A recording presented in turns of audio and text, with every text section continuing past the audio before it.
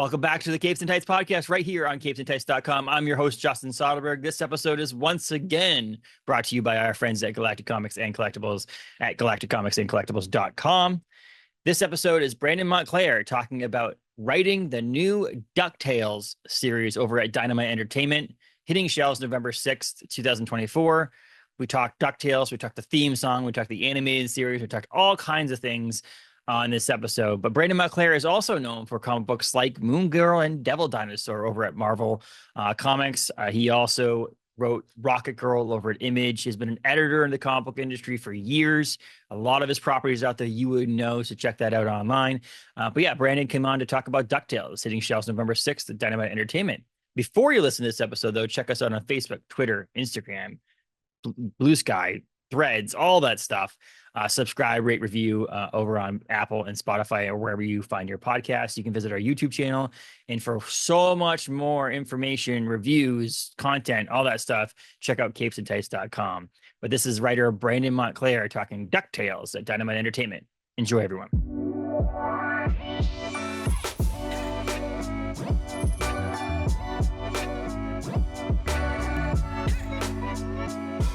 Welcome to the podcast. How are you today? I'm doing great. That's wonderful. I'm glad to hear. It's a little cold. I'm here in Maine, and it's a little cold this morning. So it turned cold real quick. I'm in New York City, and it was nice last week. It was actually hot last week, and now it's winter. So my wife did say that it was going to be nice on Halloween, though, which is kind of interesting. Strong. I'm like, I have a 3-year-old and a 7-month-old, and we're going to go trick or treating. I'm like, that's a great thing that it's not freezing cold. Very good. Very good. It's one of those things being in New England, you're always like, oh, cool, I got a great costume. And then you're like, it's 38 degrees on Halloween. You're like, no one can wear it. Yeah. I have a 15-year-old and a 7-year-old. And there's been a lot of bad luck with weather recent years. But I'm also in the city. So, and I'm in a very big building now. And it's a part of 4 big buildings that are a lot of, my wife works for NYU. So it's a lot of faculty and a lot of kids. So you could basically just stay in those 4 buildings and, you know, and it takes an hour and a half or 2 hours to go through them all. So that's pretty cool. Bad weather isn't the worst thing, but you like to go out and pick around the leaves and stuff like that, right? So yes. It's funny, yeah. And then yesterday we get beautiful like New England, falls, and then it gets one big rainstorm or windstorm, and they all end up on the ground, and you're like, cool, I got like 30 seconds of this beautiful New England weather. Oh, no. But yeah, we're not here to talk about the weather. We can do that anytime. We're here to talk about comics. You're a comic creator, a comic writer. People know you from Moon Girl and Devil Dinosaur probably, but when DuckTales was being told that I was coming to Dynamite, I was on cloud 9 for this. First of all, Dynamite's been killing it on these like nostalgic, like just they just announced Silverhawks with Ed Brisson. Right. And Herculoids too, right? Yep. And so you've got all the other stuff that's come out recently, the Thundercats, things like that. And I was just like, oh, DuckTales. Hell yeah, DuckTales. So it's funny that my son watches DuckTales. He's 3.5 years old. And I almost forced it on him for the first time because I was like, you know what? I need you to watch this thing that I watched when I was a kid, and you're going to love it. Don't worry. You're absolutely going to love it. It's going to be amazing. And at first he was like, I don't know, whatever's going on the screen. But then when he realized that theme song was going to come on every single time they played an episode, that kid was like so happy. And last night we put an episode that had been paused and we're getting ready for bed, whatever. I'm like, hey, watch a little bit of TV while I finish up getting your sister ready and stuff like that. And it started after the theme song. That kid was pissed. He's like, what happened to the theme song? I wanted to dance. And so I had to restart the episode and things like that. But DuckTales, man, like that, I think it's first of all, I think it's one of the most iconic theme songs to a television show in history. I do think. It has this nostalgic feel to it. It has this amazing multi-generational, I think, like it could be a kid's thing. It could be an adult thing. I think there's all that wrapped into one thing here with doing DuckTales. Was this was this a thing that you really were just into with DuckTales prior to being signed on as the writer for this series? Definitely, but first, not to underplay the song's significance. The song actually drives me a little bit crazy. So I was, I think I worked it out. I was 11 years old when they came out, or 12, I think I was just turning 12. And so you think that's the perfect age, but at it almost seemed like a little too young because I was more used to He-Man and Yeah, we're talking like Silverhawks and Thundercats and the stuff that other stuff that some of the other titles that Dynamite's bringing in, and GI Joe, of course, and yeah, Transformers, yeah, and all the obscure stuff too. But I still watched it because you watched everything, you know what I mean? And DuckTales is a really well put together show, and it kind of holds up. It's a lot easier to watch that stuff now with my own kids than it is maybe a He-Man episode, which are cool, yeah. and a special place in my heart, but maybe aren't as well put together, right? If that makes any sense. Yes, it does. But that song always annoyed me. It annoyed me when I was a little kid because it annoyed me when I was a little kid too. But now that I work on this book, it's not just guys like us with you look behind us and Yeah, full of comics and toys and a million other things, but literally everybody. You could be a dentist and waiting online to pick up my 8-year-old. And you say, "Oh, what are you doing? Oh, comics. Oh, yeah, I'm doing a DuckTales book. That's the new project that's coming out." And yeah. they'll start singing the song, Hmm. or they'll at least sing "Woohoo" at the end. Yes. Yeah. And so it is an iconic song. You're right, and a part of the series very much so. And Yeah. as much as it made me cringe when I was little, I said, "Oh, I gotta make sure I incorporate even some elements of the song as much as you can into the book here and there. And, little things here and there. You know what I mean? So Like you're gonna I'll throw, hate my variant idea. My variant idea was the idea that like you have the greeting cards that you open up the greeting card and it right. plays a song. I was like, what about some store exclusive that you opened up the issue and it played Yeah. the theme song? Yeah, that would be a nightmare for me, but probably people would like it. A lot of people do that, like they'll put it with they'll do a pressing, right? They'll put an LP in Yeah, with they'll do like a yeah. fancy edition, so they can do an old Old 45 version of the theme theme song. song or something like that. Yeah, exactly. I just But it is one of those things that if you love it or hate it, you know exactly when it comes on what yeah, is about to come on. You're gonna yeah, see Uncle Scrooge. You're gonna see Huey, Dewey, and Louie. Like those guys. Like the show itself is one of those ones. It's I mean with other ones, Chip and Dale, all those mhm, ones from back in that era of cartoons. It's coming back. It's not just Dynamite. Like Dynamite's doing a Dynamite job at mhm, bringing these nostalgic characters, but it's just like we all live in a world of nostalgia right now. And there's some things where it's like you feel like they're beating a dead horse, but then there's some things that just make so much sense. And my buddy Joey Esposito is writing the or 2 issues of the Sesame Street comic. And I okay, thought the same thing. And I was like, well, okay, Sesame Street comics or whatever. But my son at 3.5 years old was enamored by the idea that he had a Sesame Street comic book. yeah, He loves Spider-Man, but for some reason, there's no connection between Spider-Man comics and Spider-Man, the character he sees on like Amazing Spider-Man and his friends or oh, whatever. interesting, yeah. You know what I mean? Like he sees it and he knows it and whatever, but he's like, well, screw the comic. I want to Oh watch, no, oh these no, guys. yeah, And but like when I brought home the Sesame Street comic book, he was so enamored by it. And I feel like the same thing on November 6th when this series hits, it's the same thing gonna be, I think, where he's gonna be like, oh, DuckTales, I see that and see the comic and see that. And for me, it gets 2 issues sold for you because I'll buy one there to you put in go. my collection and I'll give him one to destroy. Great, And that will be it's a good thing. It's like a children's movie for yeah, theaters. You always get the adult ticket and the kids ticket. This yeah. one you might actually get the sale of adult sale and a kid sale on this Yeah, thing. well, yeah, and that being said, and I'm sure you're gonna say nice things about it, but I hope every adult who reads it likes it because Yeah. it's not, I take all ages to mean all ages. It's so I think if you watch The Simpsons, you can watch it with a kid. Even you said you have a 3-year-old. I'm sure you could Mhm. watch The Simpsons, and how much of it is the 3-year-old not going to even get? But Yeah. they're happy because it's funny things going on the screen, and it's some loud stuff going on, and and you're laughing and then they're laughing. So Moon Girl and Devil Dinosaur, and not even so much like a family book because it's you try to put some humor in there, you try to put some subversion in there, Yeah. but something that an adult can have a different perspective on and read. I've tried to bring that to DuckTales also. I think any kind. I work a lot now in for younger readers and stuff like that, whether it's little kids or tweens or young adult, to really make it appealing to everybody.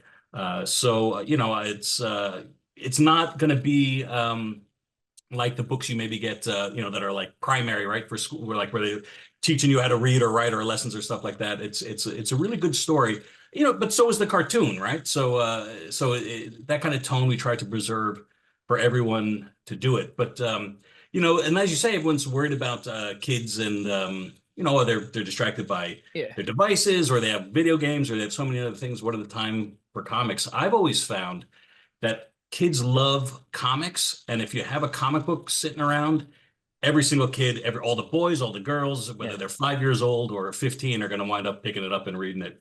Mhm. So it's yeah, I'm pretty excited to be working in comics with DuckTales, but not just for the nostalgia of DuckTales, but just because Uncle Scrooge has been around for so long and such an Mhm. important character.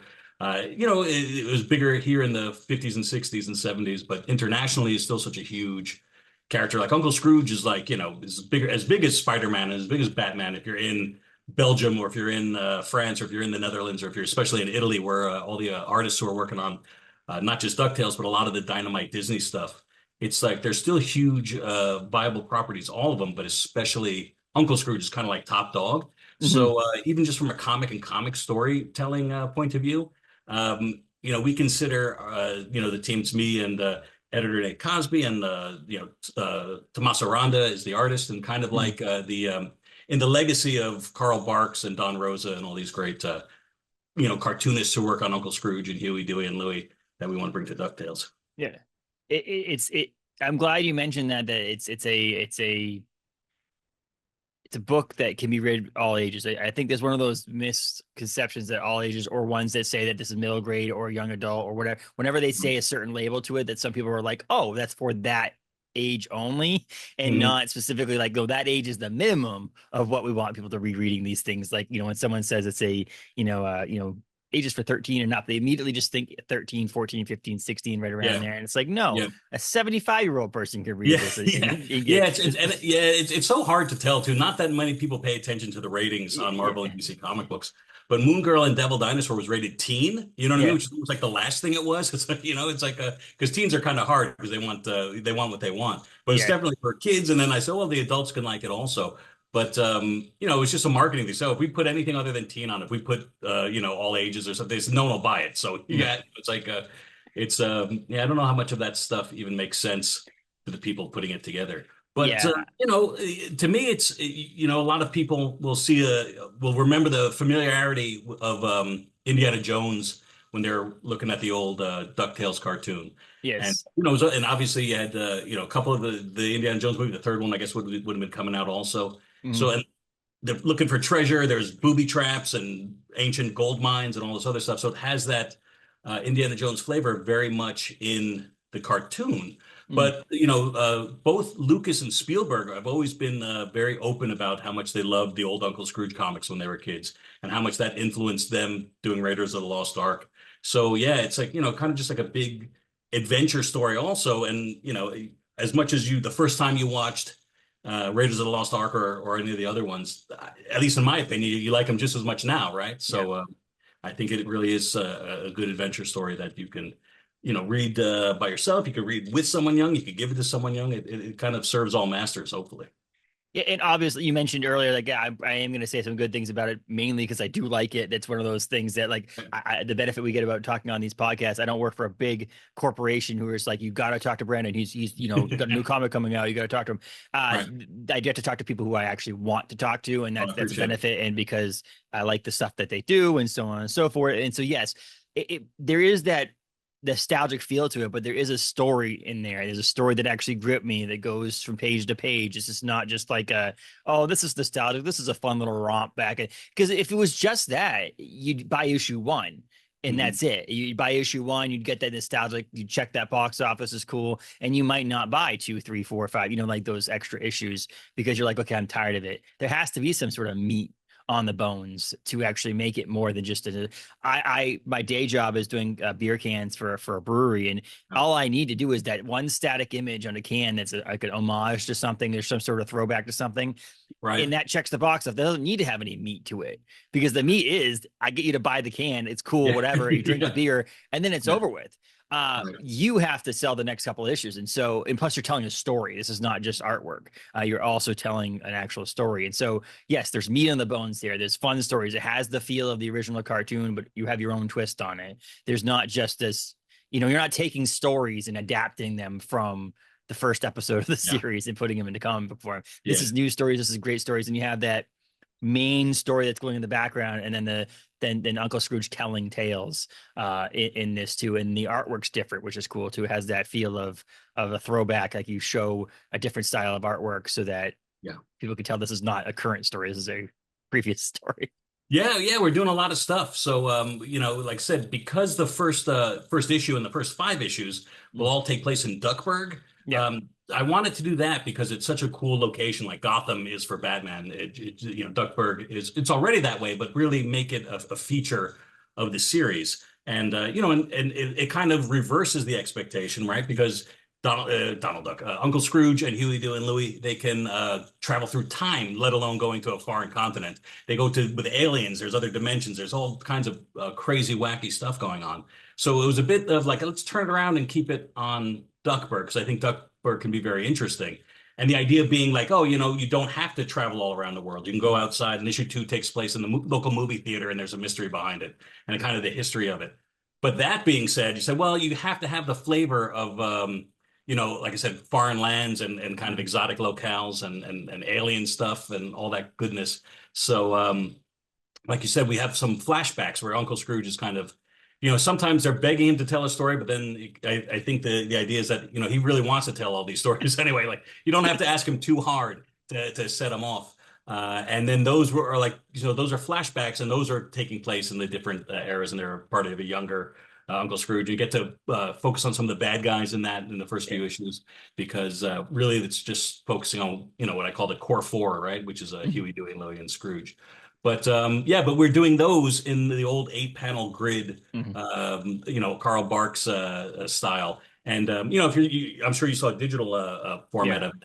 It's sometimes hard to tell the colors, but like certainly in the printed one, it's much older, flatter colors, a little bit like a grainier type of Mhm. newsprint feel that you want to go for it in the storytelling. There'll be stuff like thought balloons that you don't see much in comics anymore and things like that using it to have a bit of a throwback feel. So there's a lot of good comic booking, if Mhm. I do say so myself, I guess. But Yeah, I mean, yeah, it's definitely yeah, there's more. You can tell there's thought going into it. Like we mentioned yeah, off the top, that like, so you must obviously have known the characters. Whenever someone complains about someone writing something that's based on an intellectual property of someone, they're like, oh, they just got hired to do it. Like they wouldn't have hired you to do it if you didn't have at least some sort of knowledge about Huey, Dewey, and Louie and right. Scrooge, and DuckTales in general. You wouldn't have been on this project if not. So you have these stories that basically you probably want to tell too, but you have a care and a love for what you're telling. You're a professional, first of all. You're not just Sure. this person doing this on the side, and so you're trying to put out the best possible product. But Mhm. doing this as you and your creative team here doing this special stuff that makes it feel different. Like I said, I feel you flip the page and you start telling that story, and you feel like you're open. Someone handed you a different comic, and you're reading a different comic for Yeah, yeah, yeah. a couple of Yeah, that's pages. exactly what it is. It's the comic within the comic, so to speak. I like Yes. stuff like that. But yeah, no, definitely. If I went back, the first kind of major book I did was Rocket Girl for Image, which was Mhm. obviously Image Comics is all creator owned stuff. So that was cool to be able to do that. And then at Marvel, it was basically they said, "Hey, we like what you're doing on Rocket Girl. Why don't you come and talk to us about doing something?" I'd done a little bit of Marvel work also, Mhm. but that turned into, it started with Devil Dinosaur, just Devil Dinosaur, and then it became obviously Moon Girl and Devil Dinosaur. Moon Girl, really the feature character of it once that was developed. But even that is kind of a reinvention, because Mhm. Devil Dinosaur we treat a little differently, and all due respect and love to Jack Kirby, he only got 9 issues out of Devil Dinosaur. We got 50, you know what I mean, and it's still going around with cartoon and everything else. So but Moon Girl, as much as she's a huge part of the Marvel universe, it was another original character by and large, especially how you approach it writing, because you Mhm. had to both make it interesting, but also establish and kind of give. Now it's at a point where other people, whether it's for the cartoon or she appears in a book, or if there's a new miniseries or a new spinoff or a new ongoing series as that stuff comes out, other creators can kind of use it. But with DuckTales, it's like, oh, I don't have to. There's nothing that needs to be changed. It's Yeah. so I take and I have maybe if I hadn't been able to do my own thing, I'd be like, oh, what's my new take Yeah. on DuckTales? What can I do to make it different? What can I do to change it? Or it's like, nah, like I said, if you like the old DuckTales, you're gonna like the Brandon's and Nate's and Tommaso's Yeah. DuckTales also, Yes. because it's just that kind of it is that you love it, and it is. I mean, I guess if I mean I'm gonna a nice enough position in life that if I didn't want to do this book, I wouldn't do it. You know what I mean? I wouldn't be on it. But so there is a love. You could certainly say that, and it's probably necessary for me to like take this kind of Mm. gig. But it's really that it's not necessary to change anything. They're such great characters. They worked before even DuckTales came out, and then Yeah. DuckTales, like we just spent so much time in the beginning talking about just the song and how well that worked, and how much people remember all the cartoons. So yeah, so as a writer, I think it's you don't want to change it. Obviously you're going to have your own take on it. As much as there's been tons of even DuckTale comics, in addition to Uncle Scrooge, you're still going to do your own comic book storytelling on it and stuff like that. And so, yeah, and it's not like I'm itching to redo, oh wow, I wish I could take Glomgold and make him Yeah. something else. You know what I mean? It's because he Yeah. doesn't work as as a Scrooge double. Yeah. No, it's perfect to have that. He's the Venom to he's the Reverse Yep. Flash to Uncle Scrooge. So it's just it's such great stuff to work on, and it's just so much fun. It reminds me of being a little kid, and you had like Star Wars figures, right? Or you had a bunch of Transformers, and you would just kind of move them around in your own adventures, and that's what it feels like to me. Yeah, that's insane. So you obviously watched some of them as a kid. We mentioned that, but did you go back and watch like all 100 episodes of the original series before you did Uh, this, or was this? Yeah, I got the good advice from the editor that said, you don't have to watch them all, like, and maybe you shouldn't, right? And I kind of, if you've been in this business long enough, you kind of get what he's saying. Like, don't be too Yeah. slavish to it, don't, because then you can get kind of lost in all of it. So I did watch a bunch, and I still watch a bunch. So certainly not all 100, because I tend to watch, maybe depending, maybe I'll go a week without watching, and then another week I'll watch three or four or five or whatever. Um, and yeah, it's yeah, the answer is somewhere in between, right? I certainly didn't say, well, I'm not going to watch it, not to be influenced, because some people can get in their heads. That's not me. I can watch this stuff and try to forget about it. But Yeah. I do like to watch it to keep up with it for it's so ingrained in little Brandon's head, the voices, that I didn't have to like kind of say, well, how do they speak? What do they Yeah. do? What are the type of stuff? And it's very hard to move any spoken like any spoken dialogue. So any movie or TV show Yeah. into comics is very tough to do voices with, because you have so many literally less words to work with. You know what I mean? Mhm. If you wanted to translate, if you just took a script from the GI Joe episode and Yeah. turned it into, just for the amount of speaking, you would have 20 pages of just dialogue balloons, obviously. So there is an economy just technically to doing it, so you have to kind of reduce it. But yeah, it's been done by Carl Barks. It's been done by Don Rosa. Marv Wolfman had a long run writing DuckTales also. So yeah, there's plenty of stuff you can kind of lean on. I didn't really need to, though, because for whatever reason it was already stuck in my Mhm. head. But watching the cartoons has been fun.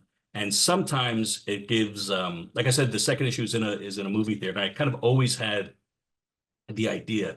So what I did was, I don't want to take anything from the cartoon by accident or offend Yeah. anything you know what I mean, like continuity wise offend it. So I just did like a Google search and said, oh, is there a Duckburg movie theater? And it's the Scrooge-orama Dome. I said Scrooge-orama Dome is a better name for a theater than anything I could come up with. And let me watch that episode, and they were having like a movie monster marathon. You know what I mean? And so I kind of had an idea always to do a kind of Phantom of the Opera. So it's the Phantom of the Scrooge-orama Dome is issue number 2. Mhm. And yeah, it like made it. So in that sense, I was able to take that, and I wanted to it's hard to say, would I have done the movie theater anyway, or did I watch that episode? And then I said, now I definitely can do it. But I didn't take really anything except the name, and they had the monster movie. So I said, oh, I'm going to put that in the book because that's cool too. So yeah, it's pretty casual. But there's a lot of, I would say they're Easter eggs, except I'm not placing them like Easter eggs. It's not Yeah. like little nods and winks. It's just, but if you are the super fan who who watches every year, you go through a cycle of all 100 episodes, you'll see a lot of correlation there too. Yeah. I'm just picturing someone being like, okay, it's time, guys. Let's put on DuckTales. Yeah. Let's watch all 100. There are Yeah. people. I will Yeah. say that. To me, it's Sure. more of a that nostalgic, it's in the background. I'll watch it. My son's watching it. That enjoyment, that the enjoyment I'm gonna get now as an adult is reading something like your comic, because it's a news story. It's in a format.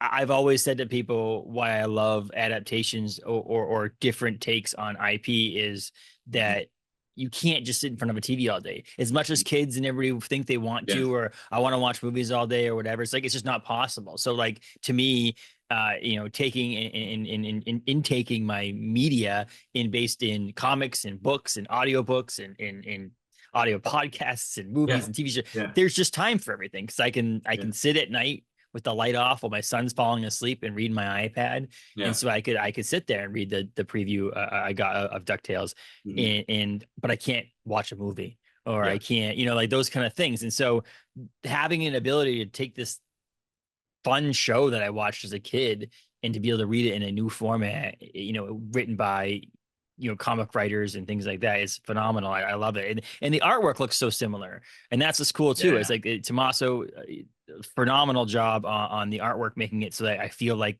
the characters jumped off the screen and into the comic book, but also slightly different enough to make it so okay, their own touch on it. It's not exactly Yeah, from the TV show. yeah. I've only interacted with him so far through the editor, So Mhm. and I'm because he's in Italy. I don't know, his English is good, is bad. I don't even know. I Yeah. had the experience with Natasha Bustos, who was from Spain and lives in Spain, for Moon Girl and Devil Dinosaur. And it takes a couple of issues. I had worked briefly with Natasha before, and I had recommended her for Moon Girl and Devil Dinosaur. So I was a little bit. I like to work with the artist, whenever possible, as closely as possible. Mhm. So Tommaso, there's been like that filter, but these guys, he works in a studio and they do a lot of Disney stuff for Panini for the European market. And Disney like keeps stuff very separate, right? So like that stuff, even like they say, well, we'll keep the European stuff in Europe, we'll keep the American stuff in America. You keep our DuckTales is 1987 only, like don't bring anything in Yeah. from 2017 reboot and stuff like that.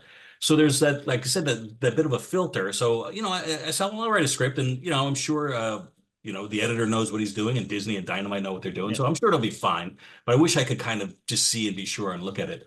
But then I saw like the first preview pages and the stuff coming in and it was so good. It was so unbelievable.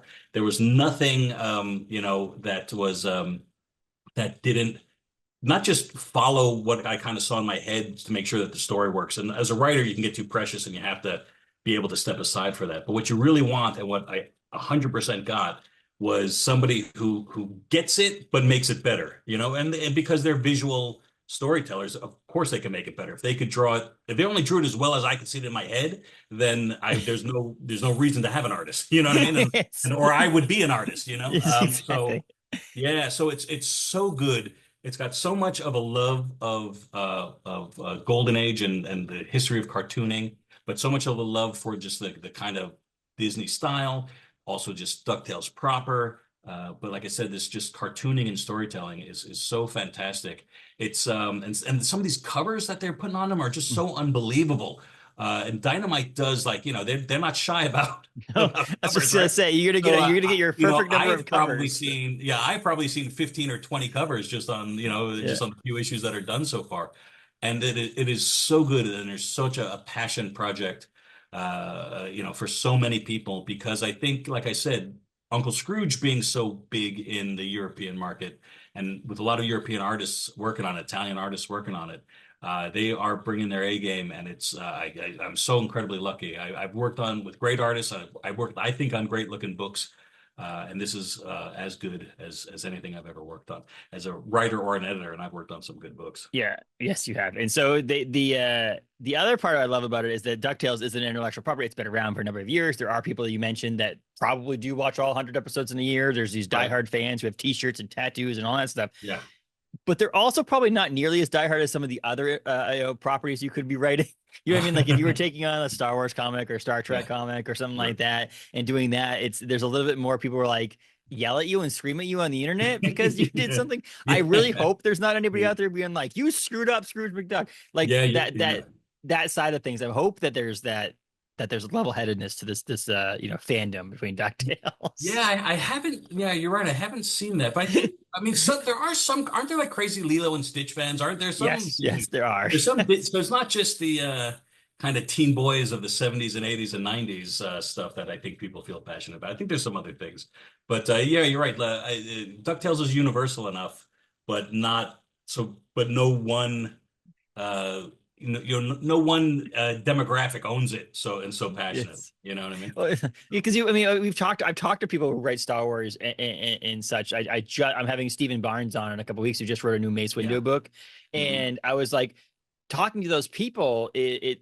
They writing stuff, and people were like, "You screwed up the entire world of my life because of this Yeah. thing," and it's Yeah. because in No. their head Yeah. they wrote their own Star Wars movie. You know what I mean? Like Yeah. in their head they're like the sequel trilogy should have been this, and you Yeah. didn't make it that way, and so Yeah. therefore it sucks.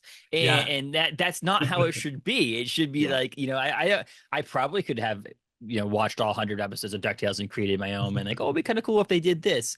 But in the end, when you told your story, it's not like your story sucks because it wasn't one I had in my head. And I hope Right. that's what people in their reading this comic book go. There's Yeah. not I this mean, fan clubs out there just boycotting yeah. Dynamite now because you ruined Yeah. their childhood. Yeah, well, it's well, I don't think anybody should ever take anything too far. That That's far, not a hard yes. thing to say. And I've gotten not that I had anything to do creatively, but when I was worked at DC, I was an assistant editor there under Bob Schreck and then Karen Berger. So I worked on some cool books, which it was regular Batman for a while, but then it was all like kind of really cool, awesome special projects.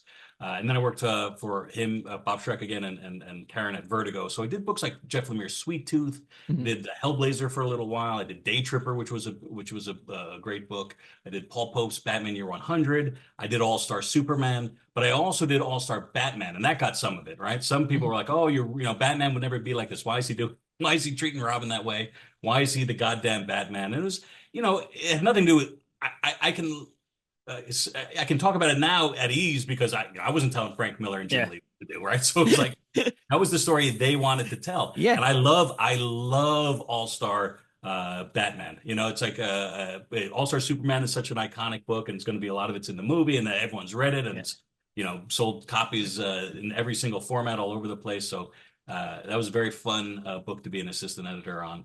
But I love All Star Batman so much, and I use this example a lot too because as much as I make a point that when something ain't broke, don't fix it for me. Like, and I try not to put myself into it. And you put your own kind of experience in your basket of skills into anything.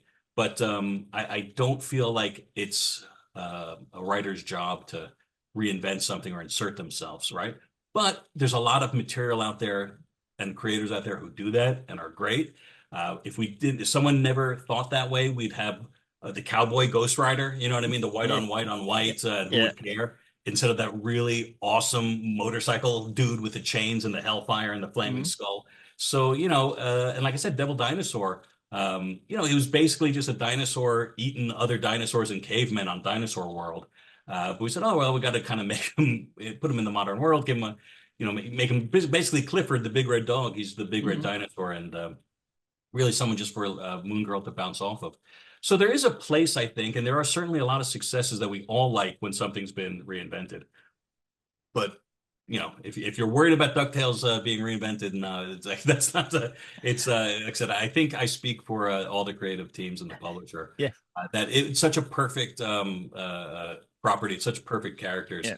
that you don't even like. To me, the only reason you'd want to change it is if you're contrary and say, well, there's no reason to change it, so I'm going to change it. And I can, Yes. and I can kind of I can get into that mindset sometimes. But no, this is stuff that's really great and works. So Well, I mean, one of those ones that reminds me of is Deadpool. I mean, Liefeld created Deadpool completely different than what people are seeing. When people watch the movies and things like that nowadays and see the Deadpool, and younger generations see that and read that, like, oh, this is amazing. That's not how it was originally created in the comic yeah, book. So there's yeah, been times where even people who create a character potentially retool the character and yeah. things like that. But you're right. It's like one of those things that, like, don't, if it's not broke, don't fix it.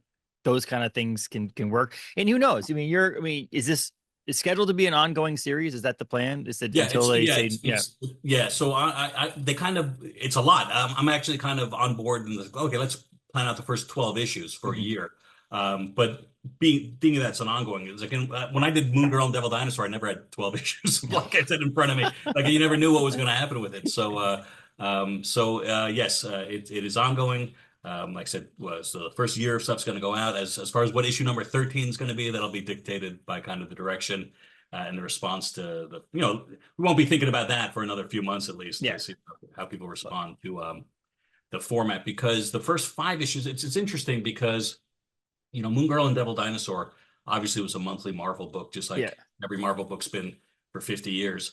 But it really only reached its audience as a collected edition. It Mhm. sold a ton through Scholastic book fairs, if people remember those as a kid, and Mhm. then through obviously Amazon and Barnes and Noble and comic shops, but comic shops as a trade paperback. So I have a feeling that DuckTales, as much as I want everyone to buy every single copy and cover of number 1 and number 2 and number 3 and number 4 and enjoy it, I think it's going to reach its audience also when it gets collected. And I think, even I don't want to speak for the publisher, but the reason they're doing all this Disney books and they're getting great reviews is fantastic. And I think that makes you think, oh my God, when it's collected, because not a lot of people have access to single issue comics. Not a lot of people, even if you can get it on the computer, not a lot Yeah. of parents are thinking I'm going to pay for a new monthly 22 and then come back in a month.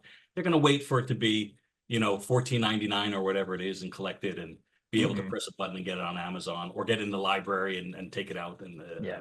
borrow it and stuff like that. So in that format, the wisdom has always been, and it makes sense that kids like longer stories. Mhm. So I definitely said it's a lot harder to write, at least for me. 100 and a single the 22 page, so it's 110 pages of the first 5 issues Mhm. of DuckTales, and and you have to do them in 22-page chunks. I actually got 2 extra pages for issue 1, so I guess it's 112 pages.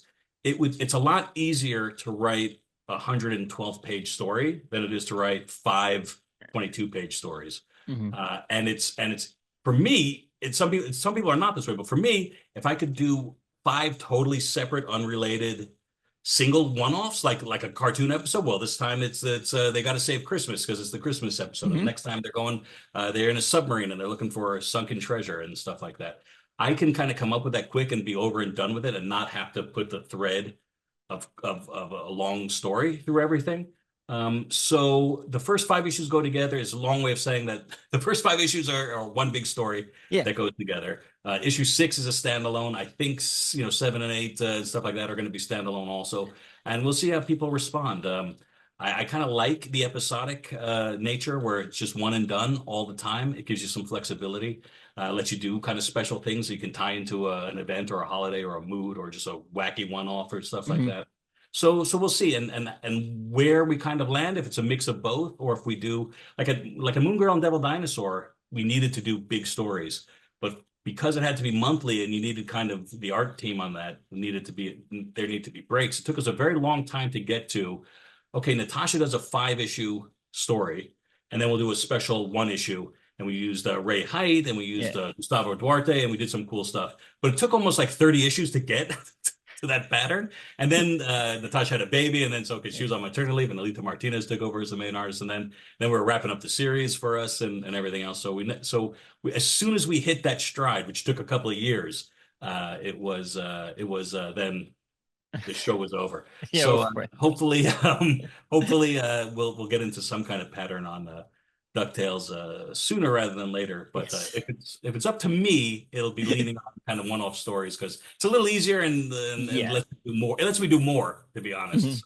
Yeah, it gives you some freedom, some flexibility on that too, and I do think the collected edition thing is a smart. Is you're right on the nose there with that because my buddy who owns a comic book shop that I go to, has sold like billion of the Lilo and Stitch, Mhm. collected edition trades of Okay. that, Right. and I think he has all of the issues still in back stock for all Yeah. the single issues, but Okay. he's flying through the, Yeah. the trades on that, and it's the same Yeah. thing as anybody who's reading for Lilo and Stitch and they're trying to get that demographic is wanting that full story. And honestly, it's a hardcover, which is also awesome for the Artful. Lilo Yeah. and Stitch one, which is like durable in that sense too, which makes sense. But yeah, the trades are for younger generation are great too. And I think it's the collectability in the single issues Right. you mentioned, all the different covers and all that stuff. That's where you're going to get that Yeah. buying power on that one is the people who are willing to buy the 1 in 10s, the 1 in Yeah. 25s, those kind of things.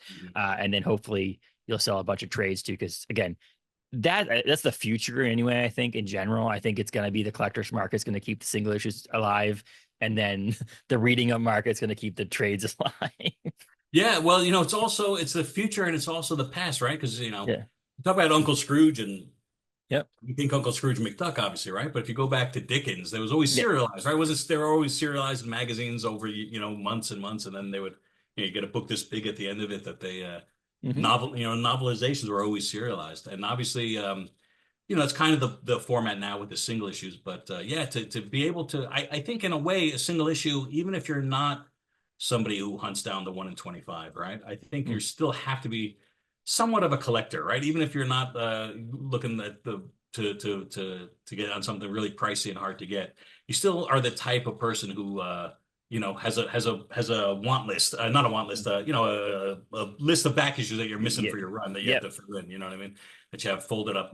I guess people have it on their phone now. I still have mine folded up that I put in my pocket when I'm at a convention going through dollar bins. That's awesome. I love that. It was a gentleman that comes into Galactic Comics, the bookstore, comic book store I go to Right. with a binder, or not binder, but like a pad of paper, and it's Right. got his list on it. It's where he's like check in. He comes in the next day, and we're in this like not rural, but like more rural Yeah. area of Maine, and I'm like, dude, the comic book Yeah. shop hasn't bought any new comics since you were here yesterday, but you're more than welcome to go look to see if that issue you're missing is there. But yeah, it's a thing, and I think they've also touched with the quickly they've also touched on the making the trades slightly smaller Right. because of the way that people read the things and stuff like Yeah. that too. So there's always a future. The thing that's cool about single issue monthly comics like DuckTales and the comics you've done in the past is that you've got this like multiple level of marketing. You got the Mhm. every month you're marketing this book, and then you get the trade, and then potentially next year, 2 years from now, Dynamite's like, let's make the smaller version of it, and they make the smaller Yeah. version of it, and there's all these different things, the digital copies, all that stuff too, and it's a fun thing. You got a year ahead of you on this, with DuckTales, you're involved in this. And I think they're doing that with most of the series, honestly. I think it's Yeah. basically Dynamite's doing like Space Ghost was the same thing. Yeah.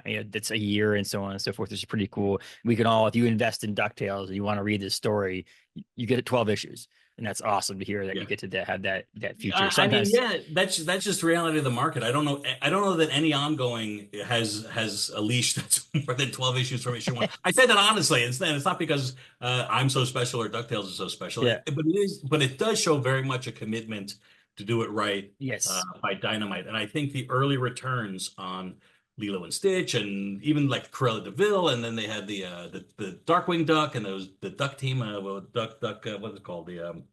uh, Mighty Ducks is a hockey team. All the yeah, Ducks together. What is it? Whatever it is. They've had a couple of yeah, stuff that's gotten a few issues and been collected yeah, already. And they did some Nightmare Before Christmas stuff. And yeah. I believe they're happy with with the quality of the books and the sales, and Mhm. certainly good buzz about all that stuff. So I was excited to be asked because I think they're really doing some great stuff. And you get And your 12 months to do this in. So it's a long time, but you're doing it's planned to just is this you're gonna focus on DuckTales for the next, few months Yeah, and yeah.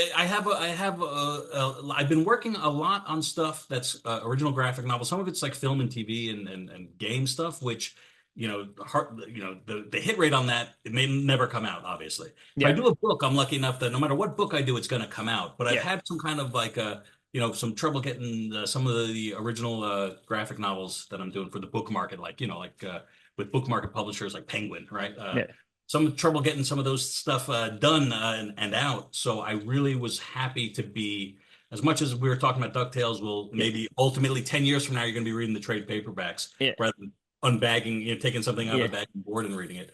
I am very happy to be monthly again. It's exciting to have a launch for number one, but man, like I said, for every 30 days, I'll have something to talk about. I'll have some amazing covers to do and a cool Mm. story and cool art to promote. So for a guy like me who's been a Wednesday comics guy for my whole life, it's nice to be on a monthly. I'm happy to be on a monthly again, and I have to give my editor a little less stress on the monthly book because I'm too used to like, oh, I got plenty of time, you know what I mean? Yeah. Like if I pitched a book to the book market today and sold it today, it wouldn't come out until literally it wouldn't come out until 2026, you Yeah. know? So it's like, oh, now it's like, oh, okay, well, when's it coming out? In 3 months. I was like, oh, Yeah. okay, you gotta get going on this stuff. Yeah. Well, yeah, So you say 2026, that's like if nothing else goes wrong. Like Well, that's exactly. I have stuff that was, is supposed to be in production back during the pandemic, and it still hasn't come out yet. So, no. Yeah, it's crazy. Yeah, I'm a big floppy. I don't know if you can see behind me. Floppy Sure. comics are a big thing. Yeah. I do collect trades as well, depending on the issues of series. If I want to read it over and over again, I'll buy Hmm. the trade because I can't. Again, it's that part of me who's like, take it out of the bag and the board. You're ruining it, even if it's a worthless like issue 3 of Yeah. some random Yeah. series that's Yeah. never. It's gonna end up in a Yeah. dollar bin someday. I Yeah. still have to protect this comic. It's ingrained in my brain. Yeah. And so seeing the DuckTales like this is gonna be fun. It's gonna be fun to see which cover I want, things like that. It's gonna be a fun, like I said, it's a trip into history. It's a nostalgic part of it, but it's also when I read the first issue, and we'll have a review up on our website too at some point before November 6th, that it's just it also has these new stories and this new feel. And again, you can be 75 years old and read this comic book and really get something out of it, but you can also be a 3-year-old and enjoy just looking at pictures and seeing that. I think that really this is an all ages book. I Yeah, that was truly believe that. thank you so much. That was Yeah. definitely, I'm glad it hit that way for you because that's definitely what we're going for. Yeah. So November 6th, it hits shelves, all the covers, all the stuff, and then monthly from there on out. And so I hope people tell your local comic book shop that you want it. And if you go in and they're out of it, don't fret. Just tell them again that you want it because they can potentially reorder it. And Yeah, hopefully, maybe we'll go into second printing because people want it so much. So yeah, but yeah, it's coming out November 6th. You excited? I'm terribly excited, Justin, and I appreciate being able to talk about it. It's been fantastic. Absolutely. Thank you so much for taking time out of your day to chat with us here about DuckTales. And again, I think you should just play the song on repeat for you. Just There is a very good Arnold Schwarzenegger, not really him, but somebody doing a Arnold voice over the song that came out a couple of months ago, which I thought was really good. But so I'm sure if you search YouTube or the other yeah, places, you'll find it. And it's you worth it. find. Yeah, That's amazing. I love it. But yeah, thank you so much, Brandon. I appreciate it, and keep up the good work. And hopefully, it's a great 12 months for you. Maybe we'll come back on in the future and chat about your next project or whatever sometime in the future. Sound good? for sure. Thank you.